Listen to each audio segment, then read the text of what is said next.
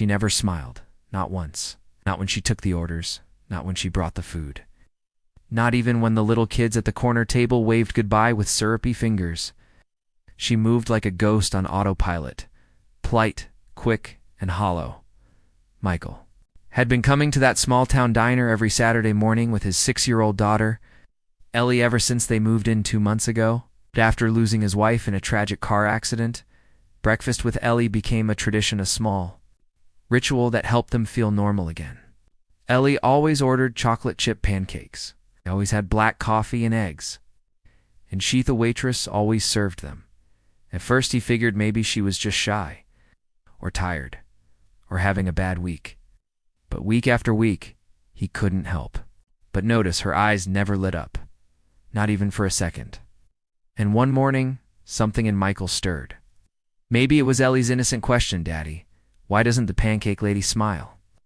Or maybe it was the growing guilt in his heart from silently watching someone who seemed so lost. So he asked. It was a rainy morning, unusually quiet in the diner. Only 2 tables were occupied. Ellie was busy coloring the kids' menu with a red crayon. When the waitress came to refill his coffee, Michael looked up and gently asked, "Hey, can I ask you something? Why don't you ever smile?" She froze. His question hung in the air like the smell of burnt toast. "I'm sorry," he said quickly. "That probably came out wrong.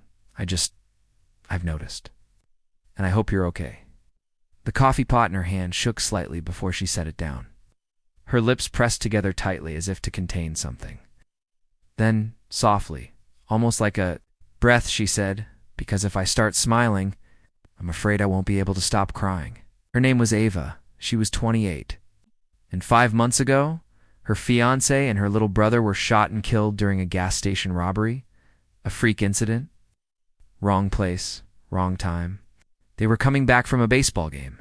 Her fiancé had pulled over to grab water. Her brother had followed. 2 minutes later, both were gone. "I used to be someone who smiled too much," she said, voice shaking. "People used to tell me my laugh was too loud. I worked here through college. I used to dream about owning a bakery one day now. Just try to make it through the day." Michael sat in stunned silence. Ellie looked up at her with wide eyes and whispered, "I'm sorry your family went to heaven." Ava choked back a sob and turned away quickly, mumbling, "Thanks, sweetheart."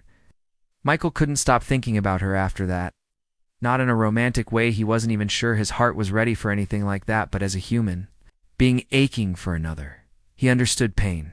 He understood waking up every morning feeling like half of you had died. That night, as he tucked Ellie into bed, she whispered, "Can we make the pancake lady smile?"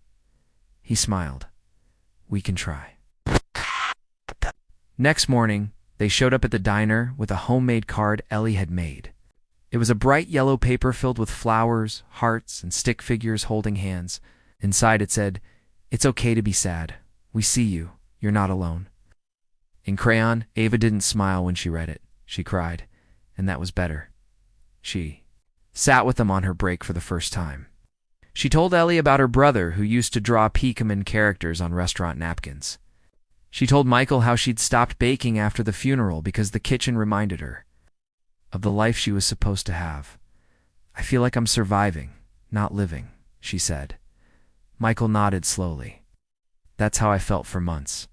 After my wife passed, like I was walking underwater, everyone else breathing, me drowning in silence." There was a long pause. "Does it get easier?" she asked. "No," he said honestly. "But you get stronger, and you start letting people in. That's when things shift." Over the next few weeks, something did shift. Ava began to talk more. She started bringing cookies to share with regulars. Michael noticed she'd tied her hair differently. One day, she even wore earrings. Tiny steps, but steps nonetheless. One Saturday, Ellie ran in and hugged her around the waist before Ava could even say hello. And Ava finally smiled. "I didn't think it would ever feel okay again," she told Michael that day. "You don't have to feel okay all at once," he replied. "You just have to let yourself feel. That's how healing starts." Months passed. Ava enrolled in a part-time baking class. Ellie became her unofficial taste tester. Michael, he began to hope again. For all 3 of them, They never tried to replace the people they lost. They simply learned to carry their memories with love instead of pain.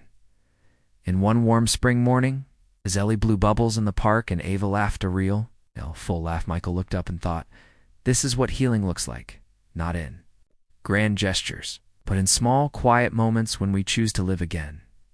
Moral message, sometimes.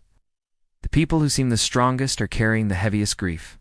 A simple act of kindness, a gentle question, or a child's innocent heart can be the first light in someone's long, dark tunnel. Healing doesn't happen all at once, but it begins when we stop being silent, when we see each other and when we remind one another that no one has to walk through pain alone.